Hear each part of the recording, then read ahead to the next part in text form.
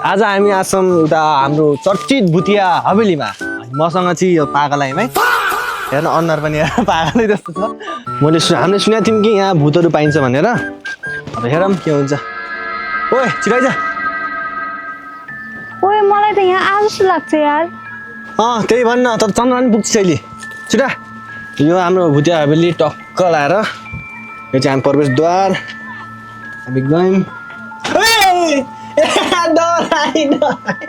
पागलको डर छिराइ जा अनि गाइस यो चाहिँ हाम्रो हवेली देख्न चाहनुहुन्छ सक्नुहुन्छ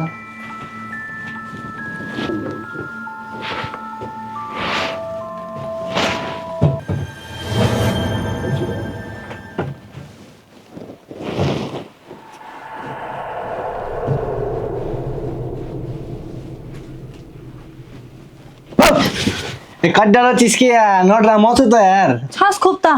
अस्ति त झाँक्री हुने गएको थियो ल गाइस हामी चाहिँ भुतियाको सब हेरिसक्यौँ यहाँ चाहिँ भूत रहेनछ